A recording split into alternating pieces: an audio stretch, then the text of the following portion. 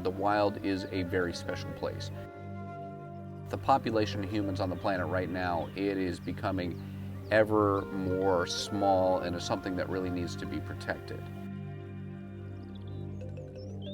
Unfortunately, most people that we meet, they really have no connection to wildlife.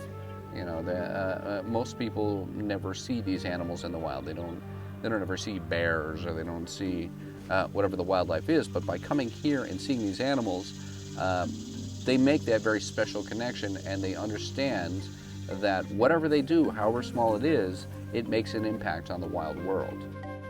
So we want people to understand really how precious these environments are, all the animals that exist there, and we want them to make conscious decisions which will help form what the future is for not only our children, but our grandchildren as well. Myrtle Beach Safari is the greatest hands-on wildlife experience in the world. We have people traveling from around the world. It's the only thing I know of in Myrtle Beach that people are coming from overseas specifically to do this for their vacation. In the past month alone, we had 2 different families from South Africa, a half a dozen families from England, one from Bangladesh. You know, people come all over because what you get to do here, the amount of interaction that you get to have with our animals, meeting them up close, literally you cannot do anywhere else in the world. It's not just tourism and monkey business here at Myrtle Beach Safari. The work they do here helps endangered species around the world. By coming to the Myrtle Beach Safari, the people that we see here and our preservation station up at Barefoot Landing, we actually are able to take that money and put it into wildlife conservation projects all over the world, helping to save the animals in the natural environments that they still live in. But not only do we just send these people money, but our staff, our trainers travel to these places, helping to save the animals where they still naturally exist.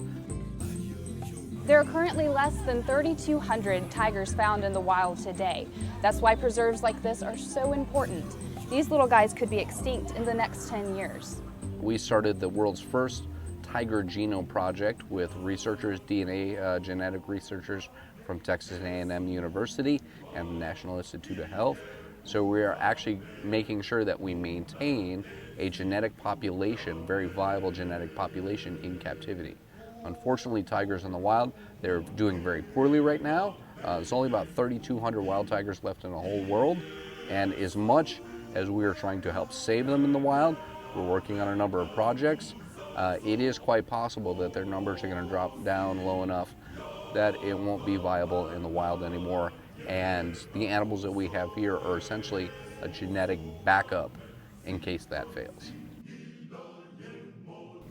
The Myrtle Beach Safari is home to more than 70 big cats, including the world's biggest cat, the liger, which so many people have heard of. A lot of people don't even believe exists, but is literally the world's biggest cat. His father is a lion, his mother is a tiger.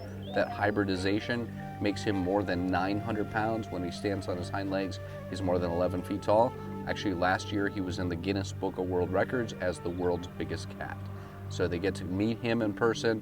They also get to see a lot of our other animals, the Baekje Tigers that we have, very rare, unusual animals like binturongs most people have never even heard of. And then they get to see things that they don't get to see anywhere else. We have full-grown tigers that essentially we lock the people up in a big cage and we turn the tigers loose, and the tigers chase a whole lure system that we have developed. And so you get to see a full-grown tiger running at full speed. In the wild, tigers can run over 50 miles per hour. Here at Myrtle Beach Safari, you can see it in action.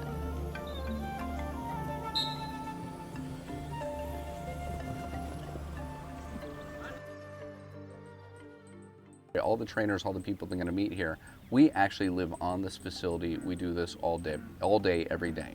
This is not a hobby for us. This isn't even a full-time job. It's a lot more than 40 hours a week. It's almost every waking moment. And because of that, we're able to create very intimate relationships with these animals that don't exist in your traditional zoo. You know, if you go to a normal zoo, most people have absolutely no contact with the animals whatsoever. But these animals, we have a very special working relationship with them. And it's not that we're teaching them to perform tricks. You know, if a tiger or an elephant or a chimpanzee doesn't want to do something, it's not going to do it. But they know when they come out, they get to see new things, they get to meet new people.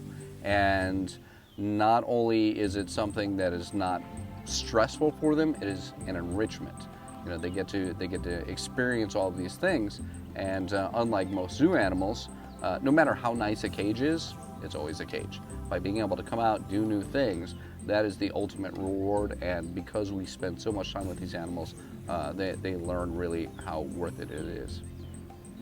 What is my favorite thing about working with the animals? That's really a hard thing to define, you know? I don't know. How do you pick your favorite child? It's kind of hard to do.